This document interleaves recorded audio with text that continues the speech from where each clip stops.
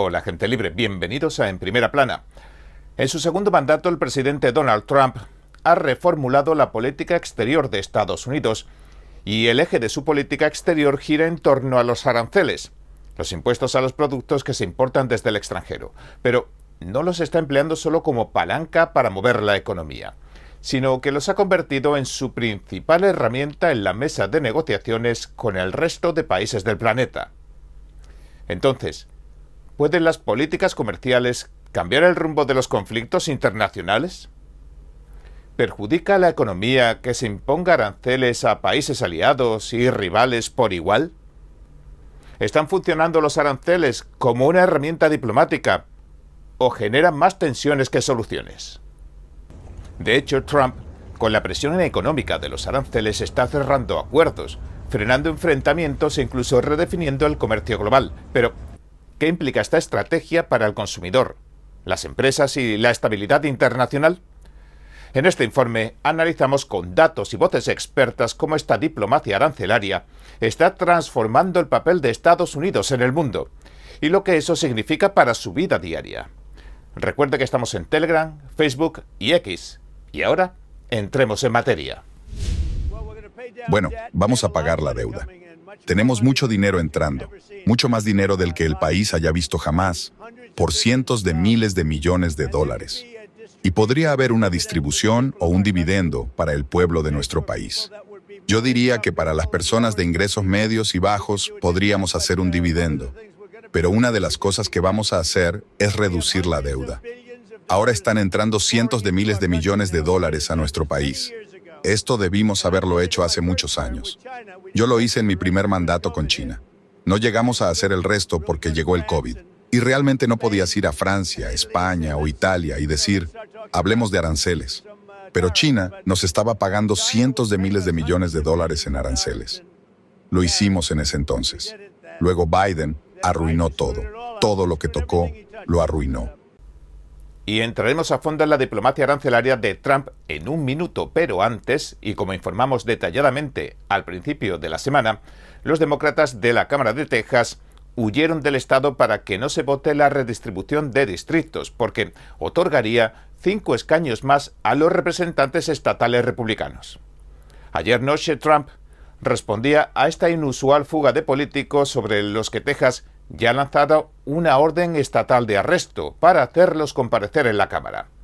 Una reportera le preguntó a Trump si las fuerzas del orden a nivel nacional deberían emprender también acciones. ¿Debe tomar cartas el FBI? Bueno, puede que tengan que hacerlo. Puede que tengan que hacerlo. Sé que los quieren de vuelta.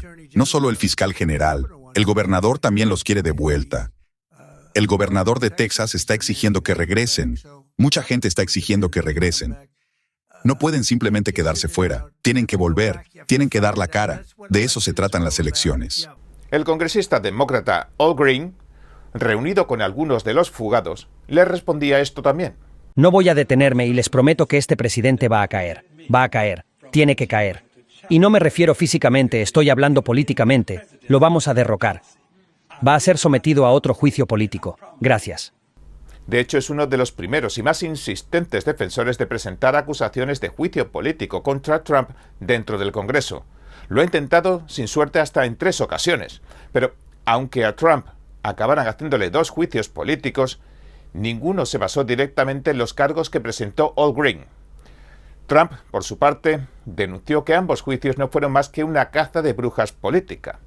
Ayer el presidente también habló de su posible sucesor en 2028, después de que consuma su segundo y último mandato. ¿Está de acuerdo en que el heredero natural del movimiento MAGA es J.D. Vance? Bueno, creo que es lo más probable, con toda franqueza. Es el vicepresidente. Creo que Marco también quizás podría unirse con J.D. de alguna forma. Aunque también dijo que es demasiado pronto para concretar algo así. También ha establecido la fuerza de trabajo para los Juegos Olímpicos de Verano de Los Ángeles 2028. En mi primer mandato, fuimos fundamentales para ayudar a la ciudad de Los Ángeles a ganar la candidatura para traer la antorcha olímpica de vuelta al suelo estadounidense. Y hoy firmaré una orden ejecutiva para establecer el grupo de trabajo de la Casa Blanca sobre los Juegos Olímpicos de Verano de 2028, movilizando a todo el gobierno federal para asegurar que los Juegos sean seguros, impecables y un éxito histórico. Va a ser increíble. Y ahora sí, después del recorrido por la actualidad y sin más preámbulo, entremos en materia. Trump y la diplomacia arancelaria. Estados Unidos es uno de los países más ricos e industrializados y que más productos y materias primas importa desde el extranjero. Así que la administración Trump, como decíamos al comienzo, ha presionado económicamente para resolver conflictos mundiales y para lograr concesiones del resto de naciones. Los aranceles han dejado de ser herramientas económicas para convertirse en instrumentos diplomáticos. Y esto marca uno de los cambios más significativos en la política exterior estadounidense en décadas. Pero, ¿qué busca con esta estrategia? ¿Está logrando resultados concretos? ¿Y cómo afecta esto al ciudadano de a pie como usted y como yo? Bien, comencemos por el principio. Tan solo unos meses después de asumir el cargo, Trump dejó claras sus ambiciones. Advirtió que su segundo mandato sería muy diferente al primero. Le dijo esto que vamos a ver ahora, que a escuchar, a dos reporteros de The Atlantic que le llamaron sin previo aviso en abril. Dijo, la primera vez tenía dos cosas que hacer: gobernar el país y sobrevivir. Tuve a todos esos corruptos, pero la segunda vez, gobernaré el país y el mundo. Y ahora Trump elogia su propia estrategia arancelaria, después de cosechar concesiones comerciales de aliados como la Unión Europea y Corea del Sur, y generar avances de pacificación en conflictos armados. Muestra estas pruebas como evidencia irrefutable de que su nuevo enfoque de la política exterior está dando frutos. De hecho, sus amenazas comerciales de aumentar los aranceles a las importaciones ya han ayudado a poner fin a varios conflictos, como la reciente escaramuza fronteriza entre Tailandia y Camboya o la crisis entre India y Pakistán. El 27 de junio mostró otro ejemplo. Trump recibió a los ministros de Asuntos Exteriores del Congo y Ruanda en la Casa Blanca. Ambos habían firmado previamente un acuerdo de paz con el secretario Marco Rubio para poner fin a 30 años de guerra. Michael Walsh, un investigador principal del programa de África del Instituto de Investigación de Política Exterior, nos dijo que la Casa Blanca ha demostrado que puede ofrecer la estabilidad de la región con incentivos económicos. Y añadió esto: creen firmemente que si se puede demostrar a los países que tienen un incentivo económico para no pelear entre sí y para trabajar juntos y con Estados Unidos, se pueden resolver muchos conflictos en el mundo. Walsh dijo que el enfoque de Trump en África, es decir, anteponer el comercio a las ayudas, ha sido más efectivo que lo que hacían las administraciones previas. La administración Trump, que continúa su compromiso en África, ahora centra su atención en el conflicto en Sudán, en la que a menudo se califica como la guerra olvidada. Ya han muerto unas 150.000 personas. El investigador nos aseguró que, aunque hasta ahora no se ha logrado ningún avance en Sudán, África sigue siendo una prioridad para las iniciativas de paz de Estados Unidos. Los aranceles podrían debilitar a Rusia y los BRICS. Últimamente Trump ha estado presionando a China y a la India para que dejen de comprar petróleo ruso. El petróleo ruso es uno de los activos cuya compra castiga a Estados Unidos en su iniciativa para debilitar al Kremlin y poner fin a su guerra en Ucrania. El 1 de agosto, Trump criticó a Moscú por el creciente número de muertos, tanto en Rusia como en Ucrania. Escribió esto: esta es una guerra que nunca debió ocurrir. Solo estoy aquí para ver si puedo detenerla. Según algunos expertos como Chris Tan, de la Universidad de California en Los Ángeles, la administración Trump emplea los aranceles en las negociaciones con China e India para aislar a Rusia. Y si la estrategia prospera, podría hundir económicamente a Rusia. En julio, Trump también atacó a la alianza BRICS, una palabra formada por las iniciales de Brasil, Rusia, India, China y Sudáfrica. Les advirtió de que no siguieran tratando de derrocar el dominio global del dólar estadounidense. Dijo esto: cualquier país que se alinee con las políticas antiamericanas de los BRICS se verá obligado a pagar un arancel adicional del 10%. No habrá excepciones a esta política. En febrero, unas semanas después de asumir su segundo mandato, Trump impuso aranceles del 25% a los productos procedentes de Canadá y México. y añadió un gravamen del 10% a las importaciones chinas. Su idea, según dijo, no se basaba en el comercio, sino en presionar a esos países para que colaboraran deteniendo la elaboración y el tráfico de fentanilo, una droga mortífera que se ha convertido en un grave problema en Estados Unidos. Hace poco también amenazó a Brasil con un arancel del 50% a sus importaciones.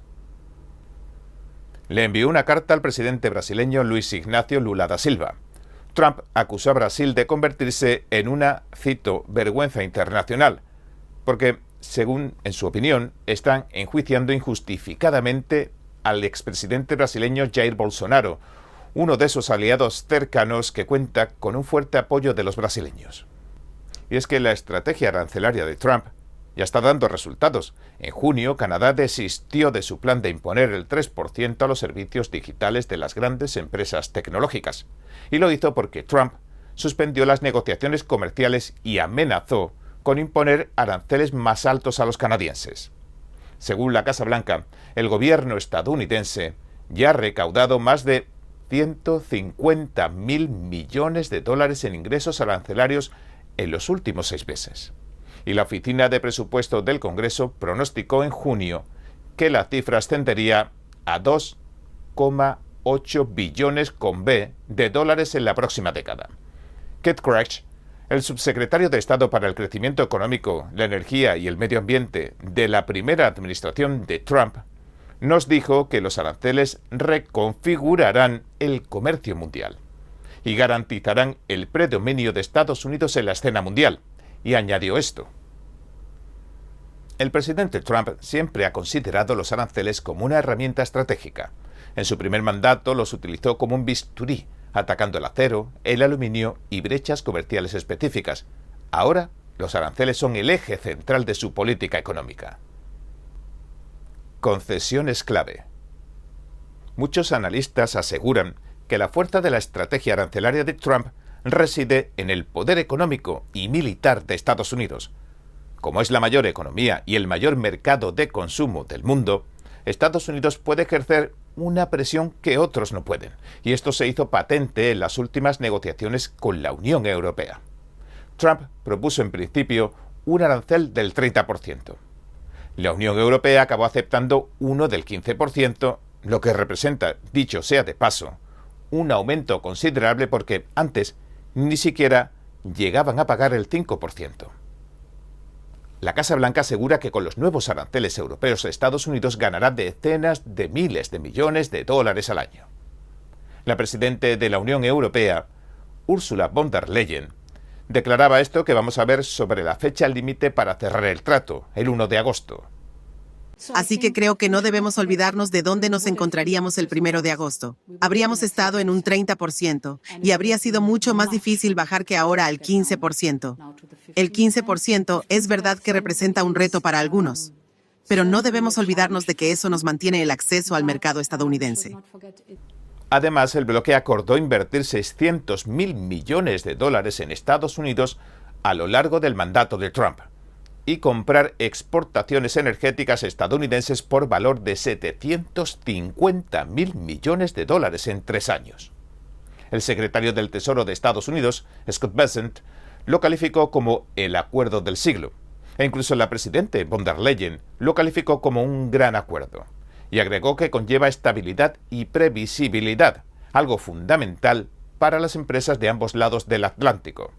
Sin embargo, algunos otros dirigentes europeos reaccionaron con fuerza en contra del acuerdo. El primer ministro francés, François Bayrou, declaró que era un día oscuro para la Unión Europea y que representa una sumisión a Trump. Marine Le Pen, líder de la oposición francesa, también condenó el acuerdo, calificándolo como un fiasco político, económico y moral. Mientras tanto, el canciller alemán Friedrich Merz dijo que la economía alemana sufrirá daños considerables. Japón también acordó un arancel del 15% y prometió una inversión de 550.000 millones de dólares en la economía estadounidense. Y se prevé que Estados Unidos reciba el 90% de las ganancias de esos proyectos.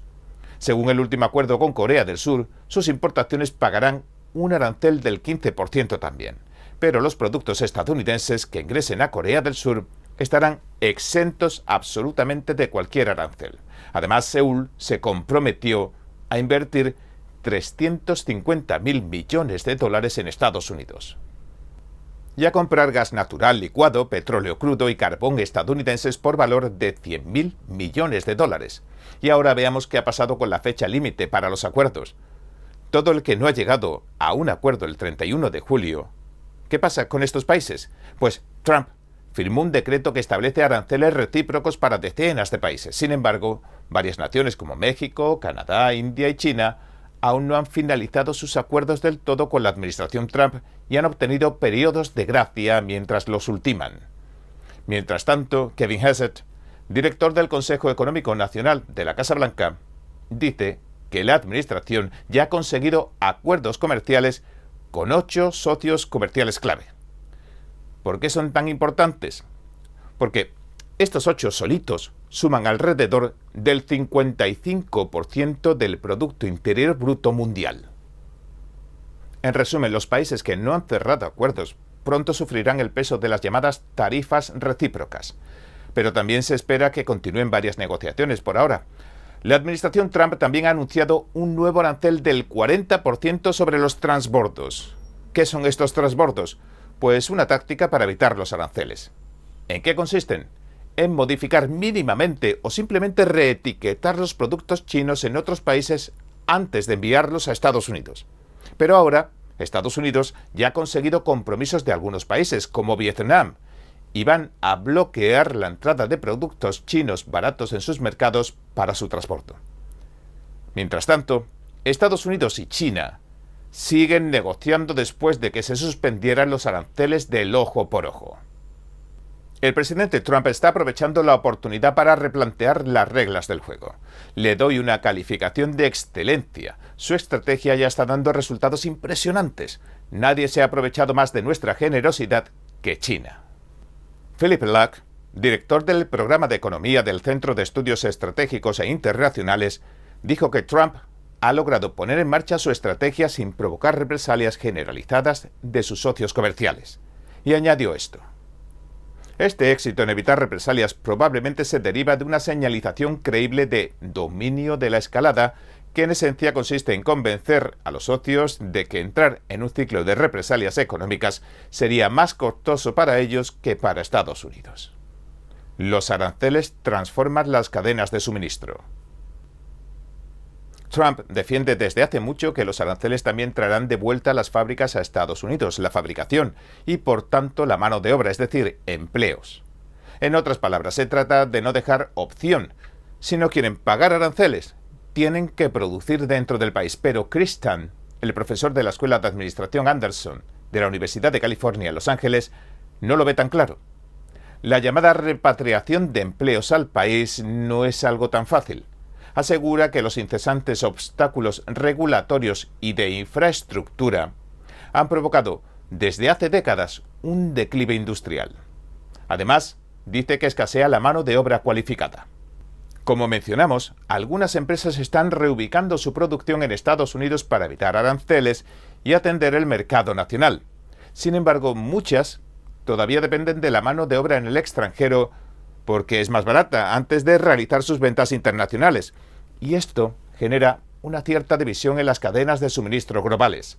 El profesor Tang nos lo aclaró así: para los bienes de consumo interno, muchas empresas producirán cada vez más en Estados Unidos, pero para el mercado internacional, Estados Unidos aún depende de los mercados emergentes con menores costos laborales.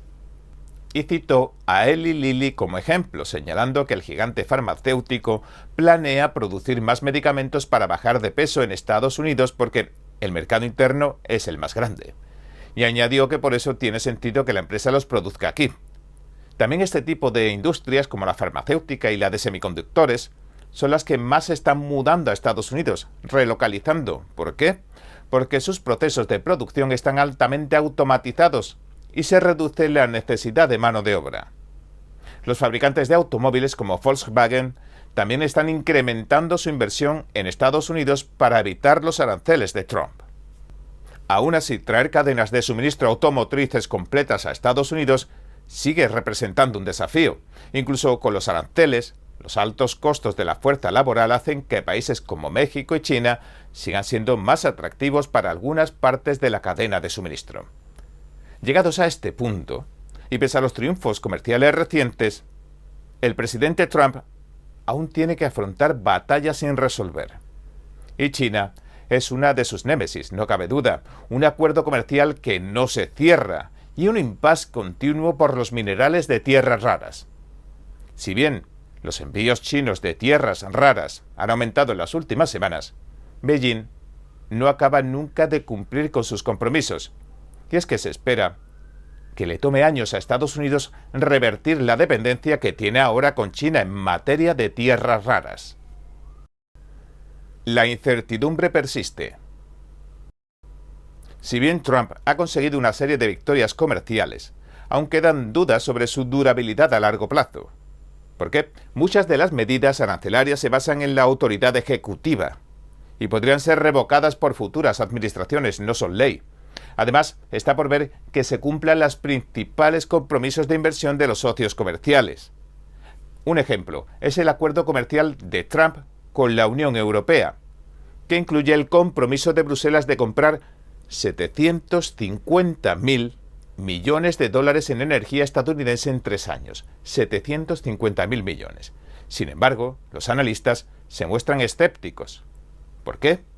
Porque si miramos un poco atrás, en 2024, las exportaciones de energía estadounidense a la Unión Europea no llegaron a los 80.000 millones de dólares, una cifra muy inferior a la acordada, 750.000 millones.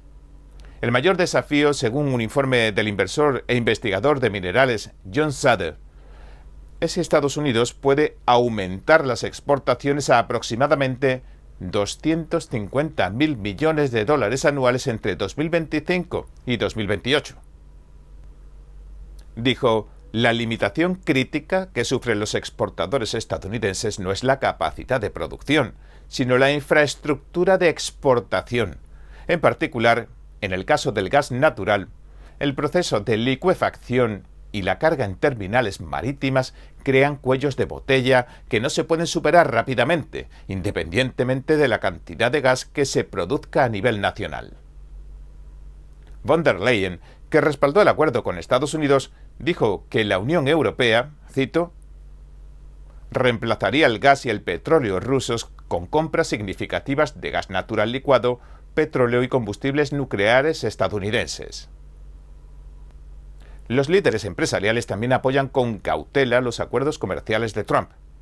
La Mesa Redonda Empresarial, una asociación de más de 200 directores ejecutivos de importantes empresas estadounidenses, elogió los esfuerzos de Trump por restablecer el equilibrio comercial, la balanza comercial, y por apoyar la industria manufacturera estadounidense, pero advirtió también sobre peligros. Dijeron esto: nos preocupa que la persistencia de altas tasas arancelarias dañe la economía estadounidense y especialmente el sector manufacturero. El grupo pide que se sigan negociando y renegociando para reducir los aranceles y las barreras no comerciales. Mientras tanto, la reacción del mercado a los aranceles del 15% sobre socios comerciales clave como la Unión Europea y Japón ha sido en gran medida moderada. Hasta el momento, los inversores han restado importancia a las preocupaciones sobre el posible impacto de los aranceles en la economía estadounidense y la inflación, la subida de precios. El S&P 500, el índice, ha repuntado más del 25% desde su mínimo el 8 de abril, lo que sugiere que los mercados podrían haber reaccionado, en un principio, de forma exagerada a la publicación de los aranceles el 2 de abril. Es decir, que ahora los mercados han dejado de ver los aranceles como una amenaza inmediata para la economía o la subida de los precios, lo cual es una buena señal de estabilidad económica. Pero, ¿qué significa esto para nuestros bolsillos? Por ahora, no hay un impacto negativo directo en nuestros bolsillos, y de hecho puede haber beneficios si la economía y el mercado siguen creciendo, pero, como en todo, conviene mantenerse cautos. El alza del S&P 500 indica que los inversores confían en la solidez de la economía, lo que puede traducirse en mayores inversiones y empleos. Y quienes tengan fondos de pensiones, inversiones en acciones o cuentas vinculadas al mercado, podrían ver rendimientos positivos. Mientras tanto, algunos esperan que se pase por un proceso de readaptación del mercado mientras se relocalizan más empresas en Estados Unidos y se crean empleos, y un posible aumento de los precios en el corto y mediano plazo. Trump lo ha llegado a calificar como un posible mal pasajero y, bueno, ¿usted qué opina? Así que esta lucha no ha terminado, apenas comienza. Y liderados por las personas que ven detrás mía, existe la posibilidad de que el pueblo de Texas haga oír su voz, se presente, se levante y hable por lo que es correcto, por su oportunidad de determinar su propio destino gracias al regalo de la democracia y de unas elecciones libres y justas. Estas eran las palabras del líder de la oposición demócrata de la Cámara de Representantes estadounidense, Hakeem Jeffries. Declaraba así que el cambio de los distritos electorales que proponen los republicanos atenta tanto contra las leyes como contra el decoro. Pero, ¿es así? Pues, al parecer, para los republicanos es todo lo contrario. El cambio de distritos se debe hacer en virtud de las leyes. ¿Quién está en lo cierto? Pues, el día de hoy vamos a intentar mostrarle los hechos, los documentos y las regulaciones, las leyes, para que usted saque sus propias conclusiones. Bien, empecemos por el principio. Según el Washington Post, más de medio centenar de representantes demócratas de Texas han abandonado el estado. Sobre todo se han dirigido a Illinois y Nueva York. Sin quórum no hay voto. Soy James Talarico, representante estatal de Texas. Si estás viendo este video, mis colegas demócratas y yo acabamos de salir de nuestro querido estado para romper el quórum y detener el intento de Trump de apropiarse del proceso de redistribución electoral. Trump les dijo a nuestros colegas republicanos que redibujaran los mapas políticos aquí en Texas a mitad de década para darles 5 escaños más y proteger su mayoría en el Congreso. Su objetivo: paralizar una votación clave, una controvertida propuesta de redibujar los límites de los distritos congresionales. ¿Por qué es tan controvertida? Porque de hacerse, garantizaría 5 escaños más en Washington para los republicanos. Pero, ¿cómo funciona esto legalmente? ¿Se están saltando alguna ley? ¿Y qué consecuencias tiene? Bien, vamos por partes. Según la Constitución de Texas, se requiere la presencia de al menos 100 de sus 150 miembros para que la Cámara pueda celebrar una sesión, es decir, 2/3. Pero, como se han marchado del estado 57 demócratas de los 150, ya no se puede alcanzar el quórum necesario. Este concepto del quórum es como si no pudieras jugar un partido de fútbol porque la mitad del equipo no se presentara. Y es que, sin ese número mínimo de asambleístas, no se puede avanzar ninguna ley. No obstante, hoy lunes se ha convocado a la Cámara a las 3 de la tarde para votar esta nueva redistribución. El gobernador Abbott ha dado un ultimátum. Si no están presentes, invocará una opinión legal de 2021 para expulsarles de su escaño. Y es que lo que está en juego es un rediseño electoral que, según el propio Trump, podría darles a los republicanos 5 escaños más en el Congreso. ¿Cómo? Modificando lo que se conoce como los distritos coalición. Es decir, lugares donde varias minorías raciales se suman para hacer una mayoría y elegir representantes.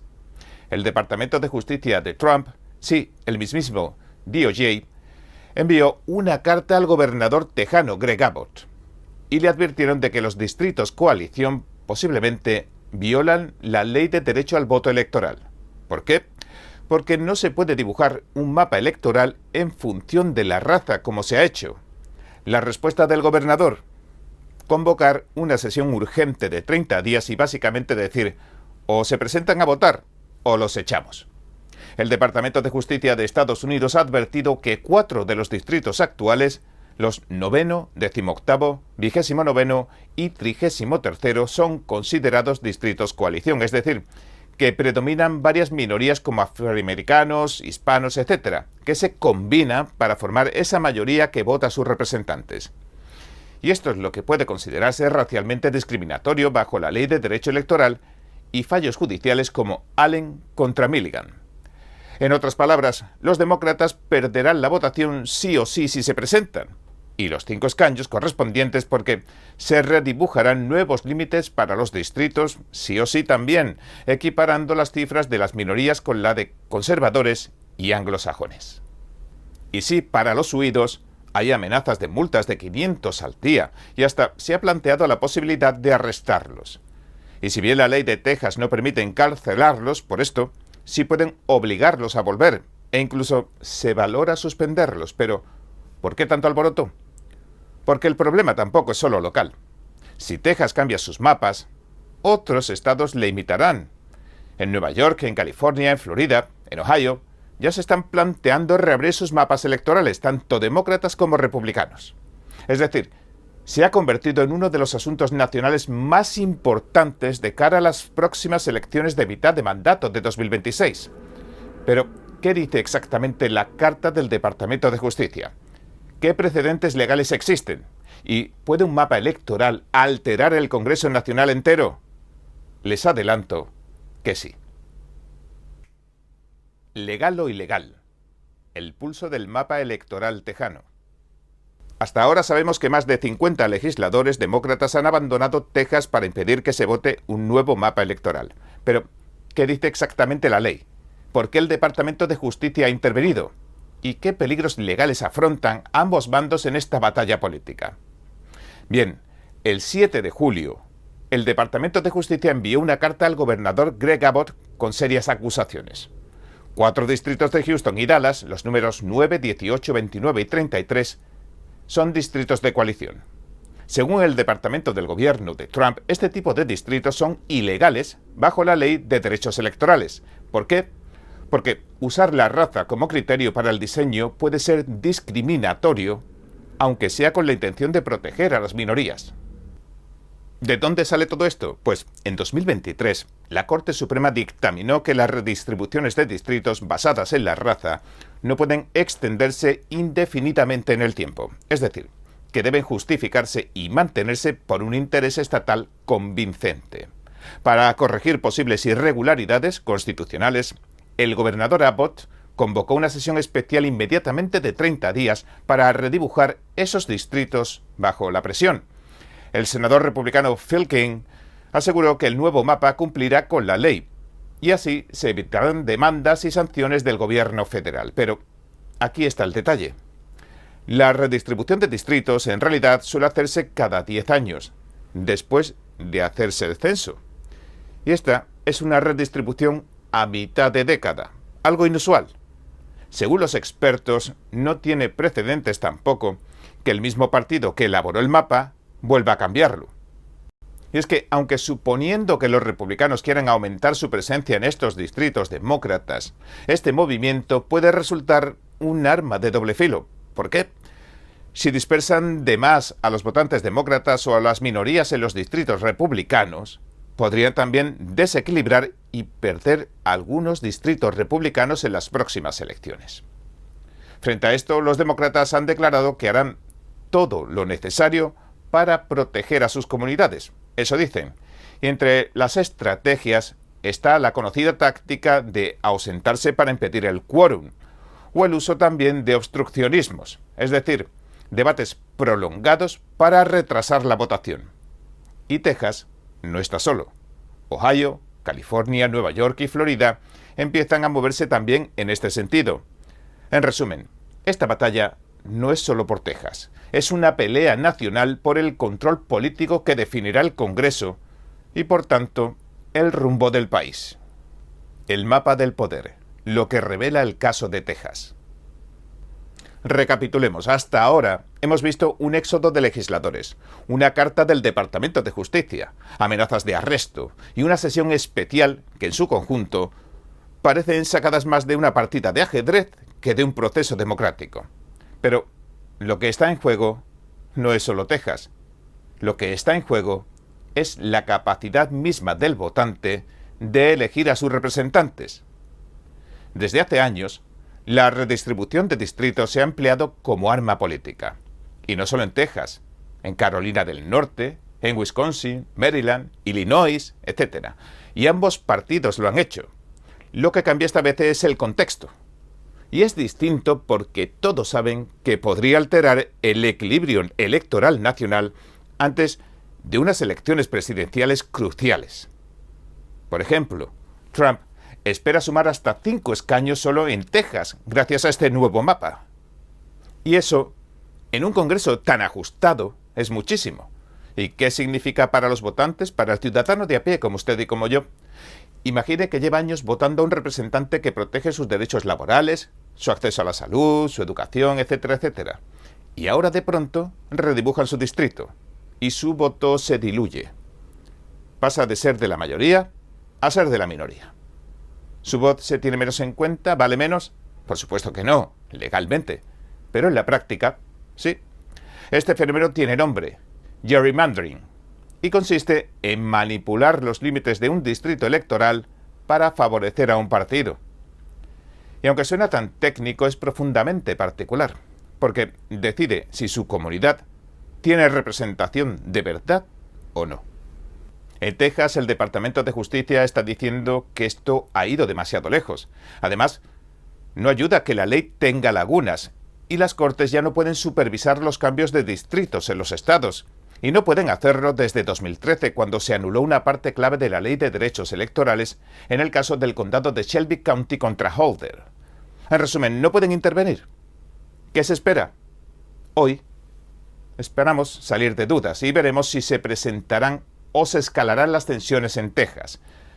Por otra parte, existen propuestas para crear comisiones independientes de redistribución que resultan algo caóticas, como ya la hay en estados como California o Arizona.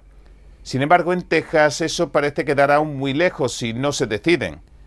Hay muchas voces en contra y por ahora la batalla se da en los tribunales, en la prensa y hasta en los aeropuertos. Es decir, la democracia se ha visto suspendida con billetes de avión. La unión, algo tan importante en un país, a veces puede debilitarse a gritos y a veces en silencio. Con una línea en un mapa, como vemos, o con una ausencia en una sala, con decisiones que se toman sin escuchar a la otra parte, o con debates que se bloquean con reglas de todo tipo. Pero si todo esto hace que la ciudadanía desconecte, lo que queda no es un diálogo, es solo una disputa por poder. ¿Su voto vale lo mismo que el de otra persona en otro distrito? ¿Y cómo se dibujan esas líneas que definen su representación en el Congreso? Como ve, esta no es solo una historia de Texas, es una historia sobre cómo se ejerce el poder en nombre de usted y de mí, en nombre de todos. ¿Qué opina? Hola, gente libre, bienvenidos a En Primera Plana. ¿La Corte Suprema está despejando el camino para Trump? Eso parece. Mientras los tribunales inferiores intentan frenar sus planes, los jueces más poderosos del país están diciendo: se acabaron los bloqueos judiciales. La fiscal general Pam Bondi lo anunciaba así hace un par de días. Esta mañana, la Corte Suprema ha entregado una victoria monumental para la Constitución, la separación de poderes y el Estado de Derecho. Ha anulado el uso excesivo de medidas cautelares a nivel nacional porque interfieren con el funcionamiento normal del Poder Ejecutivo. La Corte ha protegido a la propia presidencia. Eso es lo que han hecho. Y realmente ha sido un momento extraordinario, esta última hora. Hay personas entusiasmadas en todo el país. He visto una alegría y un ánimo que no siempre se ven, porque este caso es muy importante. Hoy le invitamos a reflexionar sobre varias cuestiones relevantes para el futuro de usted y los suyos.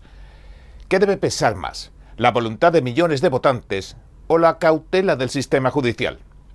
¿Puede una democracia funcionar si los jueces bloquean incesantemente al gobierno en funciones? ¿Por qué nadie está hablando de esto en los grandes medios? Y lo más importante, ¿está cambiando el equilibrio del poder judicial en Estados Unidos? Prepárese, porque esto es historia en tiempo real. Recuerde que estamos en Telegram, Facebook y X, y ahora entremos en materia. En la práctica, esto significaba que si alguno de los casi 700 jueces federales no estaba de acuerdo con la política de un presidente debidamente elegido de los Estados Unidos, él o ella podía bloquear esa política para que no entrara en vigor, o al menos retrasarla durante muchos años, enredándola en el sistema judicial. Nos han puesto más bloqueos a nivel nacional que todos los que hubo en todo el siglo XX. Juntos, O sea, imagínate, más que en 100 años. Y por eso, le agradezco a la Corte Suprema que se metiera y arreglara este lío tan grande y complicado. Lo hicieron ver fácil. Los ambiciosos planes del presidente Donald Trump se han topado una y otra vez con los tribunales inferiores. Estos jueces han lanzado una y otra vez órdenes para bloquear los planes del presidente temporalmente. Como sostuvo hoy la Corte Suprema, los tribunales de distrito se habían convertido en una justicia imperial. Los jueces liberales activos han usado estas medidas cautelares para bloquear prácticamente todas las políticas del presidente Trump. Para ponerlo en perspectiva, hay 94 distritos judiciales federales. 5 de esos distritos en todo el país emitieron 35 de las medidas cautelares a nivel nacional. Piénsalo. 94 distritos y 35 de las 40 opiniones con medidas cautelares nacionales provinieron de 5 distritos liberales en este país. Eso se acabó, ya no más. Estas medidas han bloqueado nuestras políticas, desde los aranceles hasta la preparación militar, la inmigración, las relaciones exteriores, el fraude, el abuso y muchos otros temas. Los jueces han intentado usurpar el poder del Poder Ejecutivo y no pueden hacerlo, ya no más. En resumen, la Corte Suprema ha levantado una y otra vez estas órdenes de los tribunales inferiores, es decir, el más alto tribunal del país le ha otorgado a Trump varias victorias, y esto, que duda cabe, ha generado dudas sobre la manera en que los tribunales inferiores están manejando sus casos. Y estas decisiones, en su mayoría, provienen de lo que se conoce como el expediente de emergencia o el expediente en la sombra. Este expediente de emergencia es el conjunto de apelaciones que se consideran más urgentes y no transcurren por los cauces acostumbrados. La Corte, a menudo, emite sus decisiones sin escuchar siquiera las partes, solo basándose en los documentos. Y en estos casos, a veces, tampoco dan muchas explicaciones. En resumen, los magistrados han detenido de forma urgente los bloqueos de los tribunales inferiores, es decir, han dado luz verde a muchos de los planes del presidente. Pero, ¿por qué no vemos esto que digo en la práctica? Hagámoslo. Revisemos algunas conclusiones de las disputas de Trump en la Corte Suprema durante el periodo 2024-2025. La racha ganadora de Trump. La administración ha tenido bastante éxito en el Tribunal Supremo. Ha ganado 14 de las 18 apelaciones que ha presentado. Hasta ahora, la Corte Suprema ha permitido a Trump bloquear el gasto en varios departamentos del gobierno, destituir a burócratas de alto rango y a empleados en periodo de prueba, y avanzar con medidas de control de inmigración. Pero quizás su mayor victoria se produjo en junio, cuando los magistrados del Supremo fallaron en contra de que los jueces de tribunales inferiores empleen medidas cautelares a nivel nacional, es decir, bloqueos. Y es que dichas órdenes de jueces federales han bloqueado muchas de las políticas de Trump a nivel nacional, en lugar de hacerlo solo para los que demandaban. Y ahora ha cambiado eso. No obstante, hasta ahora, las victorias de Trump han sido relativamente limitadas. Por lo general, logran un levantamiento temporal de las órdenes de tribunales inferiores, pero los magistrados del Supremo se abstienen de tomar decisiones finales sobre la legalidad de las políticas de Trump. El profesor de Derecho de la Universidad de Georgetown, David Super, nos dijo esto. Como la Corte Suprema no ha revisado la mayoría de los casos contra las políticas del gobierno, no sabemos qué parte de sus planes van a aceptar legalmente. En al menos un puñado de casos, los jueces también han fallado en contra de Trump. Por ejemplo, en mayo, dijeron que Trump no les había proporcionado el adecuado debido proceso a las personas sujetas a deportación en virtud de la Ley de Enemigos Extranjeros. La mayoría de los jueces votó para suspender temporalmente las deportaciones hasta en 2 ocasiones, y se dejaron sin resolver cuestiones más sustanciales, como si la invocación de Trump de la Ley de Enemigos Extranjeros era constitucional. Esta decisión del Supremo, y otra que obligó al gobierno a desembolsar ayudas para el extranjero, provocó duras críticas del magistrado Samuel Alito. Dijo: tiene un solo juez de un tribunal de distrito que probablemente carece de jurisdicción, el poder ilimitado de obligar al gobierno de los Estados Unidos a pagar y probablemente perder para siempre $2.000 millones de los contribuyentes. La respuesta a esa pregunta debería ser un rotundo no, pero la mayoría de esta Corte aparentemente piensa lo contrario. A esta opinión se sumaron los jueces Clarence Thomas, Brett Kavanaugh y Neil Gorsuch en marzo. La autoridad de los tribunales inferiores. Este comentario de Alito ha sido uno de los muchos que cuestionaron la autoridad de los tribunales inferiores en cuanto a bloquear las políticas del presidente. Y es que muchos de los alegatos de la administración Trump se han centrado en si los jueces de distrito federales tienen autoridad para escuchar casos particulares y luego, en consecuencia, cuestionar las órdenes de la administración.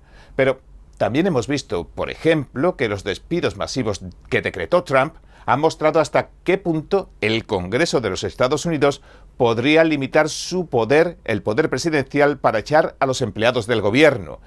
Y esto es particularmente cierto en el caso de los burócratas de alto rango. El Congreso parece haber intentado separar estos casos del resto porque asegura que se necesita una causa que justifique el despido. Y ahora una larga lista de funcionarios ya ha demandado por estos despidos. Y esto le brinda a la Corte Suprema la oportunidad de pronunciarse sobre un precedente de casi un siglo de antigüedad, sobre la facultad presidencial de destituir a funcionarios. Pero la verdad es que, si bien la Corte Suprema rechazó la destitución de funcionarios de ciertos organismos, autorizó temporalmente las de otros. Como en el caso del fallo sobre la invalidez de las medidas cautelares, los bloqueos, a nivel nacional, muchas preguntas quedan sin respuesta. Y tampoco queda claro del todo la forma en que los litigantes, los funcionarios despedidos, pueden proceder con herramientas legales alternativas. Además de estas cuestiones, la Corte Suprema también podría decidir si los empleados federales deben seguir un proceso administrativo antes de presentarse en los tribunales, y si las demandas por recortes de fondos deben presentarse en tribunales normales o en el Tribunal de Reclamaciones. Algunos jueces creen que el gobierno está usando mal la ley Tucker que regula estos casos. Esta ley le otorga al Tribunal de Reclamaciones Federales jurisdicción sobre las disputas contractuales. En abril, la mayoría de la Corte Suprema pareció ponerse del lado de la administración Trump y votó para eliminar el bloqueo de un tribunal inferior al intento de Trump de congelar millones en subvenciones del Departamento de Educación. Y aunque los jueces no dieron ninguna opinión final sobre la jurisdicción de los tribunales inferiores, una opinión mayoritaria sin firma no firmada pareció posicionarse a favor del presidente. La opinión per curiam, o sin firma, decía esto: es probable que el gobierno logre demostrar que el Tribunal de Distrito carecía de jurisdicción para ordenar el pago del dinero. ¿Se mueve todo demasiado rápido? Pero no todos comparten la misma opinión. Además del presidente del Tribunal Supremo, John Roberts, los tres jueces liberales, Sonia Sotomayor, Elena Kagan y Ketanji Brown Jackson, dijeron que habrían fallado de otra manera. Tanto en este caso como en otros, los disensos plantean preocupaciones similares. Y estos disensos los protagonizan tanto los jueces más conservadores como los más liberales. A Kagan, por ejemplo, le preocupaba que el tribunal estuviera actuando demasiado rápido en el tema de las subvenciones educativas y no considerara la cuestión a fondo. Dijo esto: el riesgo de cometer errores aumenta cuando este tribunal decide casos, como en este caso, con información básica, sin argumentos y con poco tiempo para reflexionar. Kagan también sugirió que el tribunal debía crear una nueva ley para enmendar el expediente de emergencia. Además, Sotomayor citó esa parte de la opinión de Kagan cuando discrepó de la decisión del tribunal de eliminar los bloqueos a las deportaciones de la ley de enemigos extranjeros de Trump en abril. Las deportaciones de la administración bajo la ley del siglo XVIII han dado lugar a 4 decisiones judiciales en este último término del Supremo. En una, los jueces dictaminaron que la administración debía facilitar el regreso de uno de los hombres deportados a El Salvador. En otro caso, la Corte Suprema detuvo temporalmente las deportaciones de un grupo de detenidos en Texas, pese a que un tribunal inferior aún no había certificado que podían presentar la demanda en grupo, como grupo. En las demandas colectivas es necesario que un juez apruebe primero la formación del grupo antes de que el caso avance. En un documento disidente escrito por Alito y Thomas, contenía palabras fuertes sobre este aspecto del veredicto y otros tantos. Dijeron, en resumen, literalmente en mitad de la noche, el tribunal emitió una medida sin precedentes y jurídicamente cuestionable, sin dar a los tribunales inferiores la oportunidad de decidir, sin escuchar a la parte contraria, dentro de las 8 horas siguientes a la recepción de la solicitud, con un dudoso respaldo fáctico para su orden y sin proporcionar ninguna explicación de su orden. Las opiniones en su mayoría en estos casos han sido breves y a menudo han dejado preguntas sobre cómo los tribunales inferiores deberían considerar las cuestiones jurídicas particulares individuales. Kagan también dijo en julio que el tribunal debería ser cauteloso, así dijo, al actuar sobre el expediente de emergencia. Y mencionó cuestiones como la falta de explicaciones que acompaña a las decisiones. Las órdenes en sí no le dicen a nadie por qué hicimos lo que hicimos. Creo que hay cosas que se pueden adivinar con bastante facilidad, pero hay muchas otras que no se pueden adivinar. Y la pregunta ahora es, ¿qué sigue ahora? ¿Qué va a pasar? Pues veamos lo que anticipaba Trump después de que la Corte ha frenado las medidas cautelares a nivel nacional. Estoy deteniendo que se usen fondos federales de los contribuyentes para pagar cirugías de cambio de sexo y atendiendo otras muchas prioridades que preocupan a los estadounidenses. Hay muchísimas. Tengo toda una lista, pero no los voy a aburrir con eso. En su lugar, voy a pedirle a Pam que suba y diga unas palabras. Y realmente, ella puede hablar tanto como quiera, porque esta es una decisión muy importante. Es una decisión que abarca una enorme cantidad de aspectos. Pero quiero, una vez más, agradecer a la Corte Suprema por este fallo. Es enorme, es verdaderamente monumental. Y la fiscal general mencionó asuntos como la ciudadanía por nacimiento, que entrará en vigor 30 días después de que se anuncie, los recortes de fondos para las ciudades santuario, la suspensión del reasentamiento de refugiados o la financiación federal de las cirugías para personas trans, que se detiene. ¿Y usted qué opina? Reformar la educación superior fue una de las promesas de campaña del presidente Donald Trump y sigue siendo una de sus principales prioridades. Las universidades que insistan en realizar discriminación explícita e ilegal bajo el pretexto de la equidad no solo deberán pagar impuestos sobre su fondo de dotación, sino que, con un ajuste presupuestario, promoveré una ley para multarlas hasta por el equivalente a su fondo de dotación. Una parte de los fondos confiscados se utilizará como compensación para las víctimas de estas políticas ilegales e injustas que dañan a nuestro país. Nuestra compañera Iris Tao le hacía esta pregunta después de que Columbia accediera a un acuerdo bajo la presión del gobierno de Trump la semana pasada. ¿Cuál es tu mensaje para Harvard ahora que Columbia ha aceptado pagar 200 millones? Bueno, Harvard quiere llegar a un acuerdo, pero creo que Columbia lo manejó mejor. Harvard quiere llegar a un acuerdo. Pero ya sabes, tienen un muy buen juez. Tienen un juez que casi con seguridad fallará a su favor, aunque el caso es completamente nuestro. Pero tienen un muy buen juez nombrado por Obama, y eso les concede cierta ventaja. Pero al final, ganaremos ese caso. Y en resumen, no vamos a darle más dinero a Harvard. No vamos a concederles más dinero. Estaban recibiendo 5,000 millones, 6,000 millones, 7,2 millones, pero queremos distribuir esa riqueza a otras universidades. Poco después de asumir el cargo, Trump firmó varios decretos presidenciales. Prohibió las políticas de diversidad, equidad e inclusión, las llamadas DEI, el antisemitismo y otras tantas prácticas en los campus universitarios, acorde a sus promesas de campaña. La acreditación universitaria es un proceso que controlan varias organizaciones externas. Esto es lo que establece la ley. Pero muchas de esas organizaciones acreditadoras externas se han apoyado en una ideología woke para acreditar universidades, en lugar de basarse en el mérito y el rendimiento. Esta orden ejecutiva pone en marcha una serie de cambios en el proceso de acreditación universitaria y también se aplica a las escuelas de derecho y a otros programas de posgrado. Pero la idea principal es obligar a que la acreditación se base en el mérito y en los resultados reales que estas universidades ofrecen, en lugar de en cuán woke se han vuelto. Así que estamos estableciendo nuevas vías de acreditación y estamos encargando al Departamento de Educación que analice este desorden de acreditación de manera integral y, con suerte, lo mejore mucho. Vamos a revisar también a quienes han admitido en el pasado. Por ejemplo, escucho todo el tiempo hablar de ciertas universidades excelentes. Y luego leemos que están enseñando matemáticas básicas a estudiantes.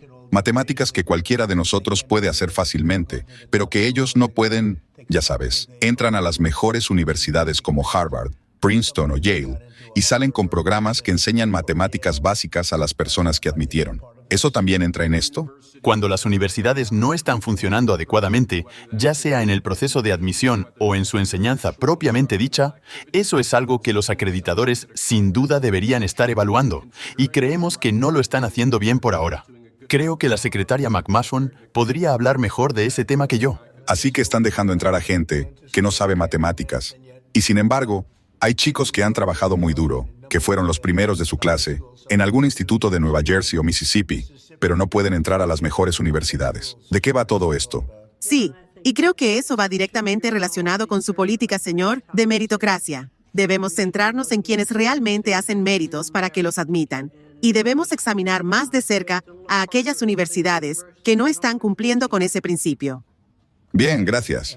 Y esto cubre todo eso, ¿verdad? Sí, señor. Gracias.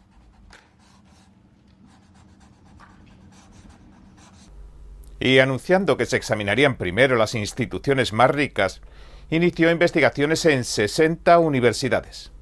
El presidente también congeló la financiación federal en varias, citando leyes de derechos civiles que prohíben la discriminación por raza, género, religión o país de origen.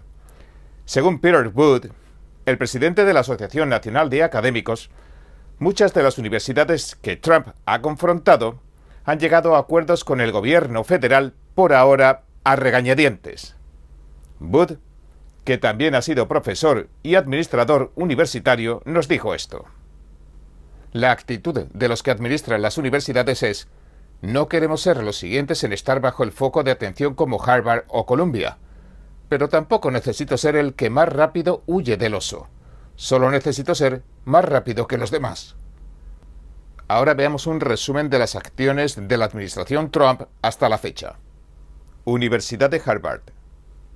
La universidad más antigua de Estados Unidos sigue inmersa en su cruzada judicial con el gobierno de Trump por temas como la famosa política de inclusión DEI, el antisemitismo en los campus y los visados de los estudiantes internacionales. El secretario de Estado norteamericano Marco Rubio hace algún tiempo dejaba clara la posición del gobierno de Trump en relación a los disturbios en los campus universitarios y los visados de estudiantes, después de la detención de Mahmoud Khalil, un estudiante graduado en Columbia y activista pro-palestino. Cuando una persona ingresa a los Estados Unidos como visitante, lo cual es precisamente el propósito de una visa, como fue el caso de este individuo que entró al país con una visa de visitante, está aquí en calidad de visitante. Y eso significa que tenemos todo el derecho de denegar esa visa. Podemos negársela. Por ejemplo, si al momento de solicitarla alguien dijera, deseo ingresar a Estados Unidos con una visa de estudiante, y si además afirmara que tiene la intención de venir a nuestro país como estudiante para incitar actividades antijudías y antisemitas y para generar disturbios en nuestras universidades, entonces, si todo esto nos lo dijera al momento de solicitar su visa, le denegaríamos esa visa. O al menos, así debería ser.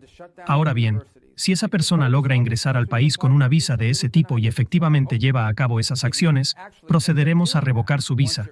Y si, por tener esa visa, llegara a obtener una residencia permanente, Green Card, pero mientras está aquí participa en dichas actividades, entonces lo expulsaremos del país. No obstante, Khalil ya está en libertad y continúa con su activismo político, y aunque tiene prohibido salir de Nueva York, puede desplazarse dentro del estado para asistir a audiencias judiciales o participar en actos públicos autorizados. Mientras siguen investigándolo, ha presentado ya una demanda, reclamando $20 millones por los daños que le causó su detención y la revocación de la residencia. Mientras tanto, ambas partes, la Universidad de Harvard y el gobierno, están dando señales de cooperación. El 29 de julio, por ejemplo, Harvard anunció que entregaría la documentación sobre sus empleados al Departamento de Seguridad Nacional. Este les había advertido que le preocupaba que algunos extranjeros no cumplieran con los requisitos mínimos.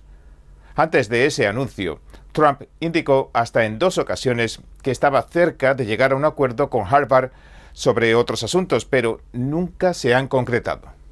La administración Trump, que acusa a Harvard de antisemitismo y de prácticas DEI discriminatorias, le congeló miles de millones de dólares en fondos federales para la investigación. Esto llevó a Harvard a presentar una demanda. Declararon que la medida era inconstitucional y violaba la libertad de expresión. El caso sigue a día de hoy en los tribunales y mientras se resuelve, presentaron una segunda demanda, después de que Trump intentara ponerle fin al programa de visados de Harvard para estudiantes extranjeros. En este caso, un juez federal bloqueó su orden ejecutiva, su decreto presidencial, y ahora Trump también ha amenazado con revocar el estatus de no pagar impuestos de la universidad. Las espadas siguen en todo lo alto. Universidad de Duke. La disputa con Duke es un caso más particular. La administración de Trump menciona específicamente las prácticas de acción afirmativa en la Facultad de Medicina y Derecho de esta universidad sureña de prestigio, en lugar de las políticas DEI que generalmente menciona. Estas políticas de acción afirmativa pretenden aumentar la representación de los llamados grupos históricamente marginados, como pueden ser las minorías raciales o las mujeres. Y esto lo hacen especialmente esta representación en admisiones y contrataciones. Para presionar por el cambio, el 28 de julio el Departamento de Salud y Servicios Humanos del gobierno de Trump le congeló 108 millones en subvenciones para la investigación y ordenó que se creara un comité de méritos y derechos civiles para que deje de seleccionarse a la gente en base a su raza. Universidad de Columbia. Hace un par de semanas, los administradores de Columbia acordaron pagar una multa de 200 millones y otra de 20 millones porque colegas y estudiantes acosaron a los trabajadores judíos de la institución. Además, la universidad accedió a prohibir las mascarillas y las máscaras en general en las protestas estudiantiles. Eliminaron las prácticas de contratación basadas en género y raza, trasladaron el proceso disciplinario estudiantil a la oficina del rector, aceptaron que el gobierno revise su programa de estudios de Medio Oriente y se comprometieron a aumentar el control de admisión de los estudiantes extranjeros. Previamente, Trump le había congelado 400 millones en fondos de investigación. Y lo hizo en respuesta a meses de protestas, ocupaciones y disturbios relacionados con manifestaciones pro-palestinas después de que el grupo terrorista Hamas atacara a Israel el 7 de octubre de 2023. La Asociación Americana de Profesores Universitarios, un sindicato con unos 45.000 miembros que apoya la resistencia de Harvard, respondió a nuestra solicitud de comentarios y calificó la decisión de Columbia como, abro cita, un desastre para la libertad académica, la libertad de expresión y la independencia de la educación superior estadounidense. Universidad de Brown. Brown no ha aceptado pagar una multa, pero se compromete a donar 50 millones a programas de inserción laboral como parte del acuerdo. Su objetivo principal era recuperar los fondos federales congelados, ya que se detuvieron 510 millones en subvenciones debido al acoso que sufrían los estudiantes judíos. Además, acepta cambios en sus políticas de admisión, de género y también en cuanto a ampliar el intercambio de datos y de documentación, aunque subraya que conserva por entero su autonomía académica. Este acuerdo se distingue del de Columbia y puede servir de precedente quizás para otras universidades. Así, como vamos a ver en un segundo, describía el acuerdo la secretaria de Educación. Bueno, en el acuerdo se comprometen a proteger a los estudiantes en el campus y a asegurarse de que continúan tomando medidas firmes contra el antisemitismo. También han aceptado, ya sabe, reconocer a las mujeres como mujeres y a los hombres como hombres, no permitir que los hombres compitan en deportes femeninos y que las mujeres puedan tener vestuarios privados, etc. Además, han acordado eliminar las políticas DEI, diversidad, equidad e inclusión, en sus prácticas de contratación para garantizar que todo esté basado en el mérito y que tanto los ascensos como las admisiones se realicen en función del mérito y no de otras ideologías. Universidad de Pensilvania.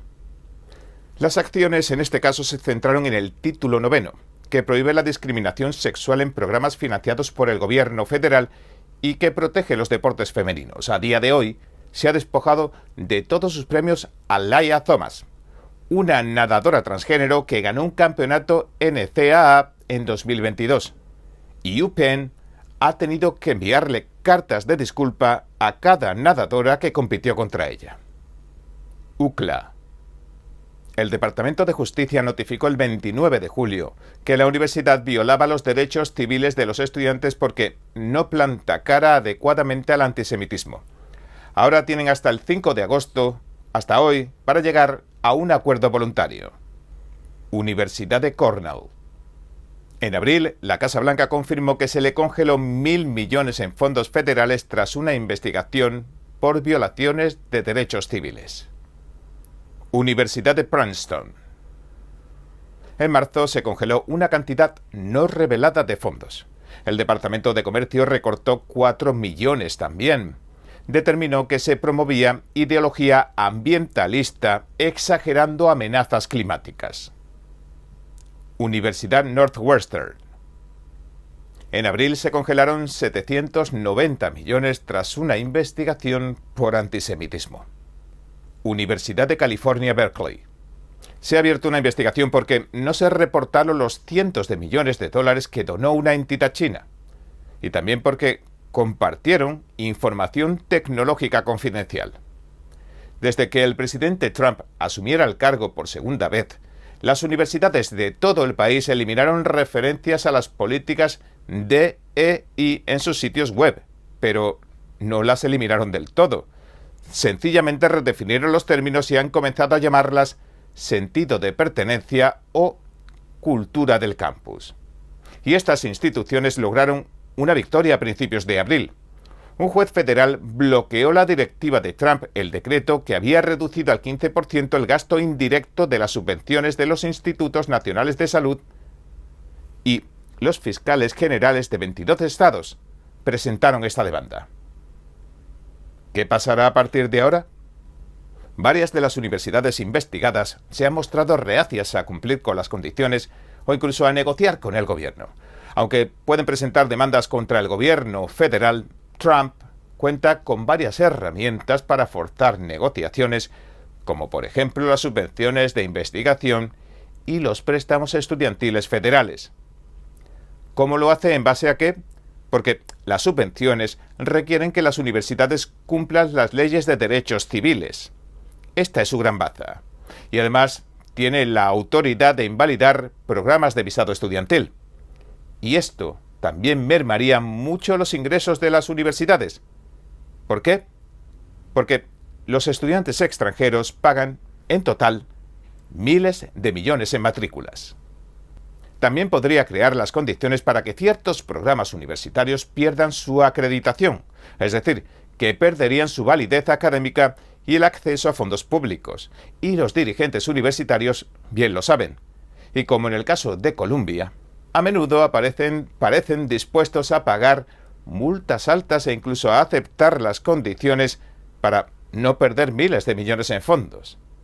Wood, el presidente de la Asociación Nacional Académica, nos confió esto que vamos a ver sobre los movimientos del gobierno. Ven la educación superior como algo que les pertenece por derecho. Quieren que las cosas vuelvan a hacerse como antes. Un ejemplo en esta lucha por la diversidad de puntos de vista se refleja en Santa Ono, ex rector de la Universidad de Michigan. Ono lideró algunos de los programas DEI más extremos del país. Sin embargo, tras la reelección de Trump, eliminó los requisitos de diversidad en las contrataciones y modificó el sitio web de la institución. Al final acabó siendo el único candidato para dirigir la Universidad de Florida. Ono dijo haber cambiado su pensamiento tras un periodo de reflexión. Y por lo tanto, también recibió el apoyo de los administradores universitarios. Sin embargo, la Junta de Gobernadores del Sistema Universitario Estatal lo acabaría rechazando. Mientras tanto, el Congreso continúa investigando la educación superior. La más reciente de las 9 audiencias sobre antisemitismo en campus universitarios que se han celebrado en menos de 2 años tuvo lugar en julio. Representantes de Georgetown, California Berkeley y la Universidad de la Ciudad de Nueva York reconocieron que hay profesores y programas educativos que minimizan o incluso celebran los ataques de Hamás a Israel. Y también han participado en protestas o campamentos pro-palestinos. Tim Walberg, un representante por Michigan, republicano y presidente del Comité de Educación y Trabajo de la Cámara, asegura esto. Sigo defendiendo que estas audiencias deben continuar. Necesitamos seguir señalando a los malhechores en nuestras instituciones de educación superior. Hoy, el Departamento de Justicia y el Departamento de Estado anuncian una recompensa histórica de $50 millones por información que conduzca a la captura de Nicolás Maduro. Estas eran las palabras de la jefe del Departamento de Justicia, Pam Bondi. Estados Unidos ofrece una recompensa millonaria por el líder de Venezuela que bate todos los récords, doblando incluso la de Osama Bin Laden. Maduro emplea organizaciones terroristas extranjeras como Tren de Aragua, Sinaloa y el Cártel de los Soles para introducir drogas mortales y violencia en nuestro país. Hasta la fecha, la DEA ha incautado 30 toneladas de cocaína vinculadas a Maduro y sus asociados, y casi 7 toneladas apuntan a Maduro directamente. Y esto representa una de las fuentes principales de ingresos de los mortíferos carteles de Venezuela y México. A menudo mezclan la cocaína con fentanilo, lo que ha provocado tanto la pérdida como la destrucción de las vidas de muchos estadounidenses. El Departamento de Justicia también ha incautado más de $700 millones en activos vinculados a Maduro, incluidos 2 aviones privados, 9 vehículos y otras tantas cosas. Pese a todo, el reinado de terror de Maduro no cesa. Es uno de los mayores narcotraficantes del mundo y una amenaza para nuestra seguridad nacional. Bajo el liderazgo del presidente Trump, Maduro no escapará de la justicia y rendirá cuentas por sus crímenes despreciables. Si tiene alguna información para llevar a este criminal ante la justicia, llame al 1-202-307-422 o visite nuestra web. El ministro de Exteriores venezolano, Iván Gil, respondió diciendo que el anuncio era la cortina de humo más ridícula jamás vista, y añadió esto. Mientras nosotros desmontamos las tramas terroristas que se orquestan desde su país, esta señora sale con un circo mediático para complacer a la ultraderecha derrotada de Venezuela. La dignidad de nuestra patria no está en venta. Repudiamos esta burda operación de propaganda política. En marzo de 2020, acusaron al líder venezolano de 62 años de varios cargos federales relacionados con narcotráfico. Entre las imputaciones a Maduro figuran narcoterrorismo, conspiración para importar cocaína, posesión de ametralladoras y dispositivos destructivos y conspiración para apropiarse de esas mismas armas. Durante el primer mandato del presidente Trump, se ofreció una recompensa de $15 millones por su captura. Luego, el 10 de enero, bajo la administración del presidente Joe Biden, el Departamento de Estado elevó esa recompensa a $25 millones. Ahora, la administración Trump la ha duplicado. La cabeza del Departamento de Estado, Marco Rubio, hijo de exiliados del régimen cubano, reiteraba la orden de captura y añadía esto. Desde 2020, Maduro ha asfixiado la democracia y se ha aferrado al poder en Venezuela. Maduro asegura haber ganado las elecciones presidenciales del 28 de julio de 2024 en Venezuela, pero no presentó ninguna evidencia de que en realidad las hubiera ganado.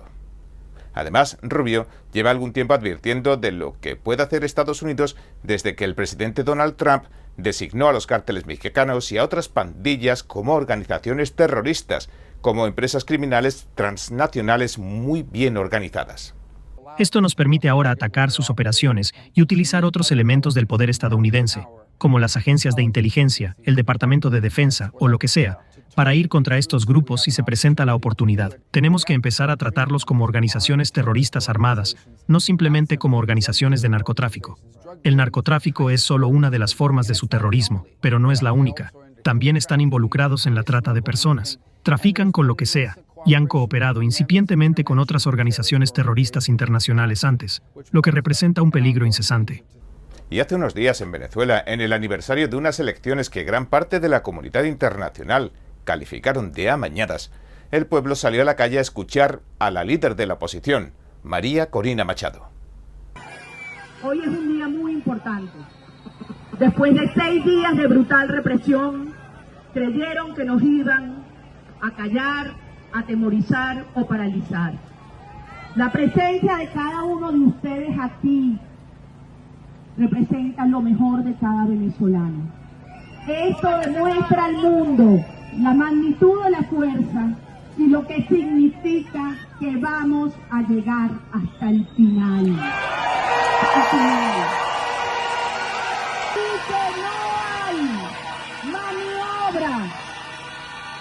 Y que no hay maniobra pseudo jurídica que pueda tapar la verdad.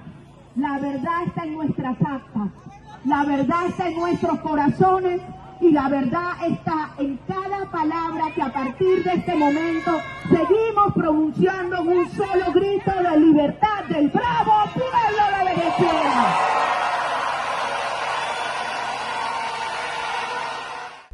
De hecho, Machado ha presentado la mayor parte de las actas de votación venezolanas, los registros de votación, que hace un año dieron como ganador oficial, en sus palabras, a su compañero de filas, Edmundo González Urrutia. Mientras tanto, la mayoría de los países del continente americano sigue manteniendo relaciones diplomáticas con Maduro por razones prácticas o geopolíticas, combinadas en ocasiones con acusaciones de fraude electoral. Por ejemplo, tenemos muchos casos como el de Panamá o Ecuador, que declaraban esto que vamos a ver hace un año ante la Organización de Estados Americanos, la OEA. Millones. Desde nuestro país hemos hecho un modesto pero significativo aporte por la causa democrática venezolana. En enero de este año, Panamá tuvo el honor de custodiar las actas correspondientes a las elecciones del 28 de julio del 2024 como parte de la gira. La posición nacional del Ecuador permanece invariable y está reflejada en la declaración del presidente Daniel Noboa, que cito a continuación. Abro la cita.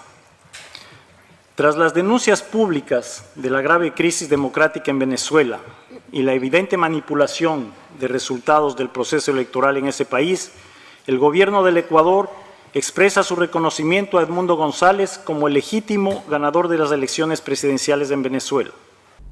Y desde ese momento, desde hace un año, Nicolás Maduro sufre un aislamiento cada vez mayor a nivel internacional, aunque todavía conserva alianzas cruciales con Rusia y China. Y muchos sectores de la comunidad internacional siguen cuestionando la legitimidad de su cargo, especialmente tras la exclusión, la represión y las denuncias de fraude electoral del último proceso electoral de 28 de julio, en el que salió reelegido como presidente. Estas elecciones se han visto tanto dentro como fuera del país como un intento del gobierno de Nicolás Maduro de legitimar su permanencia en el poder. La representante de Estados Unidos ante la OEA, Hillary Renner, calificaba con estas palabras que vamos a escuchar hace unos días al gobierno venezolano. La gobernanza democrática y la seguridad regional en nuestro hemisferio. El secretario Rubio ha sido enfático. El régimen de Maduro es un enemigo de la humanidad. Durante más de una década, el régimen de Maduro ha seguido una estrategia de represión, fraude electoral y consolidación autoritaria. Las consecuencias han sido devastadoras. Los centros de tortura del país están llenos de presos políticos, la economía está colapsando y millones de venezolanos se han visto obligados a huir de su país, de su patria a países de toda la región. La farsa de elecciones de mayo de 2025 representa otro paso en esta trayectoria autoritaria. Todos sabemos que no fueron ni libres ni justas. Las autoridades electorales fueron capturadas, se silenció los medios de comunicación independientes y se suprimieron las voces de la oposición. Esta misma farsa de proceso electoral incluyó una votación controvertida y legítima para elegir a representantes venezolanos para gobernar la región. Y Gloria Moric de Mies, relatora de la Comisión Interamericana de Derechos Humanos sobre Venezuela, decía también esto que vamos a escuchar en la misma sesión del Consejo Permanente de la OEA. Denunciaba que pese a haber pasado un año, el Consejo Nacional Electoral de Venezuela todavía no ha publicado las actas de escrutinio para verificar que Nicolás Maduro es el presidente elegido por el pueblo. Esta negativa a proporcionar incluso los datos electorales más básicos viola las leyes nacionales y las normas internacionales, arroja una sombra sobre la credibilidad del proceso electoral y priva a los ciudadanos de su derecho a conocer la verdad sobre su voto. Las consecuencias de este proceso impugnado han ido más allá de las preocupaciones sobre la transparencia. La represión estatal y las graves violaciones de derechos humanos se cometieron de forma sistemática. Fue el propio señor Maduro quien declaró públicamente que más de 2.000 personas habían sido detenidas en relación con las protestas postelectorales. Fue el fiscal general de Venezuela quien confirmó que 25 personas habían sido asesinadas en ese mismo contexto. De las 25 muertes documentadas, 24 fueron causadas por disparos en la cabeza y el tórax y una por una golpiza fatal. Solo una de las víctimas pertenecía a la Guardia Nacional. Las demás fueron todos civiles. Además, preguntó con insistencia dónde están las actas de escrutinio que validarían los resultados de las elecciones presidenciales de 2024. El ayudante del secretario de Estado, Christopher Orlando, resumía así como vamos a ver las huellas de los gobiernos de Hugo Chávez y de su discípulo Nicolás Maduro en Venezuela. Los regímenes de Chávez y Maduro han llevado a Venezuela de ser una de las naciones más prósperas de nuestro hemisferio a una de las más desdichadas, sometiendo a su pueblo a una pobreza lamentable y represión política y dejando a millones sin otra opción que huir. ¿Qué podría pasar a partir de ahora? Bien, las cosas podrían no cambiar mucho en el corto y mediano plazo, pero Machado también advertía hace algún tiempo de algo interesante. Agradecía el apoyo de Estados Unidos y las prohibiciones al petróleo venezolano, enviando un mensaje alto y claro al presidente Trump. En este momento, cada empresa que opera en Venezuela se ve obligada a asociarse no solo con un dictador, sino con el líder de una organización criminal que también está al mando del Tren de Agua y del Cartel de los Soles. Y operan sin transparencia, sin Estado de Derecho, sin mercados abiertos. Por el contrario, una vez que Venezuela sea libre, abriremos los mercados, tendremos Estado de Derecho, protegeremos la propiedad privada y seremos un socio seguro y fiable, no solo en el sector energético, sino también para crear un muro de contención en materia de seguridad en la región y contra la influencia rusa y china en el hemisferio. ¿Y usted qué opina? Bien, este ha sido nuestro informe de hoy. Si le gustó, por favor no olvide darle a me gusta, suscribirse y compartirlo. Gracias por ver En Primera Plana. Nos vemos la semana que viene. Recuerden, el domingo el semanal. La pintura al óleo tradicional, inspirada en lo divino, genera compasión. Las obras de arte creadas en la verdad y la belleza iluminan el camino hacia la bondad. Redescubra el arte tradicional, reviva la cultura clásica. Cordialmente invitamos a pintores al óleo de todo el mundo a participar en el 7º Concurso Internacional de Pintura Figurativa de NTD, una celebración del realismo clásico. Visite oilpainting.ntdtv.com. Enfóquese en la belleza, muestre la naturaleza, comparta la bondad, sienta la rectitud. 2025, el 5º Concurso Internacional de Fotografía de NTD. Capture los momentos más hermosos a través de su arte. Sus obras se exhibirán en galerías y en múltiples plataformas en línea, para que el público las admire y las coleccione. Visite foto.ntdtv.com.